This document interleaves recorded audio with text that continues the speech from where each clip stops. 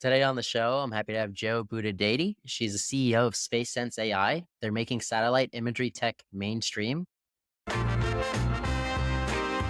felt compelled to start this company. Yeah, like looking back before almost a year before I started Space Sense, I was trying to talk to a lot of people that felt satellite data could completely change how they do their everyday, solve the challenges. But one thing that really stayed with me was this company, Give Directly, was supporting a flooding situation in a third world country. And the only way they knew where to go support, which house to go help, which family to go help, was coming from the media. And that was not okay. As a very basic scenario, without using AI, the most basic thing every time we see after a flood is every news channel has a map of where flood happened. And it's a very old science behind using satellite data, how to extract where flooding happened, how intense was it, and where exactly have my houses, where was directly coming from Google Maps. Like, how difficult is it to have access to this? So that story made me feel this shouldn't be the case. It shouldn't be so hard to access such basic technology, especially when governments are giving a lot of it for free. So I felt I had to start SpaceSense to make this technology more accessible, solve real challenges on the ground for people who might not have millions all the time. So that's why I felt I really had to start SpaceSense. So, what does the technology do today? So today, like we said, the goal is always to simplify it, make it more accessible. So today, the main focus for us is to see to and support organizations in accelerating their own climate journey. To begin with, to understand what is their impact today, but also to then help understand how the changing climate is changing the risk for them, changing the risk for their assets, for their people, and use that knowledge to then adapt, as well as chart out a more future path to be more resilient, as well as be more sustainable. So that's where we're very focused. We started with agriculture first. We're supporting many regenerative farming solutions. We don't sell to farmers, we work with farming companies, but those are the kind of scenarios we're helping. And we are also now helping companies that are trying to create their own monitoring tools for sustainability or to create, for example, sustainable sourcing solutions to bring in transparency in how sustainable your supply chain is, or to understand what is your carbon footprint today. So we are helping accelerate these companies in their own journey. So, how does a farming company utilize this tech? So it's very simple. So farming companies are already working with a ton of these farmers, small, medium, industrial growers. They try to scale up what they had so far been doing in a very small scale on very individual manual way.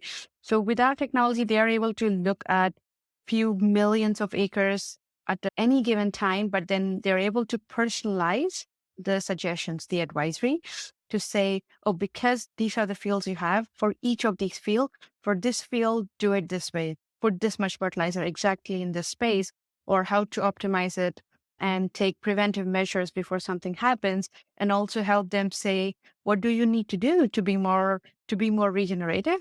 What steps can you take, and how many carbon credits can you leverage because you are beginning to grow more sustainably? So they're able to scale this and still be very personalized because of satellite data.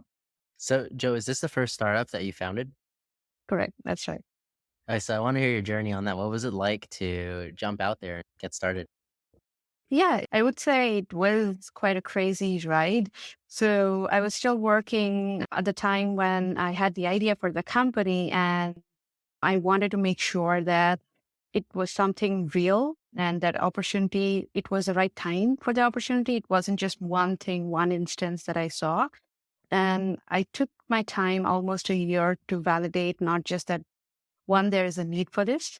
What are the current options? Is there a gap? If so, how can it be solved? Try different methods to say, okay, try different methods and see what works, what is not working. And also to then validate, am I also the right person to solve this gap? Am I bringing something to the table that is valuable in that? So that was my first year to even feel confident that I was up to some, up. I had an idea that meant something. and tried to refine it. At the end of the year, I was pretty confident that I was on the right path. I was looking at an opportunity that is not for 10 years down the line, but it was a need today and it is growing. And that I had a unique perspective I could bring to it. And then I had something I can do about it with my skill set and passion. With that, my biggest, that was, I would say, the easiest part. After that was the more difficult decision on when do I quit my job? How do I find my co-founder? And I was in a country at the time working that where my parents don't live. So I had to also see, where do I start the company? If I started here, how do I pay my rent? I had to slowly chart out a path. So it started with first thing first. Can I convince another person where I don't give them any money and still make sense that this idea can work? If I can do that, is one level of validation that I do have the chops to go ahead and possibly get an external investment, which I knew would be the case for my company. So once I was able to find a co-founder, again, this took time. This took like multiple iterations with multiple people to actually find the one that is still today with us. And at the end, we also together charted out a path to pay ourselves for the next 9 to 10 months. And we knew that was a window by which we had to start raising our first round of money. So when I had the plan, I was able to happily quit my job and work on this full time. That has to be one of the most well thought out tech founder stories I've ever heard. Thank you. I had some experience. I wouldn't say it wouldn't have been. So, one of the advantages I had going into this startup is in my master's before I started that company, I was very heavily involved with entrepreneurship, other startups, at a lot of like, I felt like I knew exactly what to do, at least in the first phase of the company. Be it user research, validating your idea, the lean startup methodology, how do you go about it?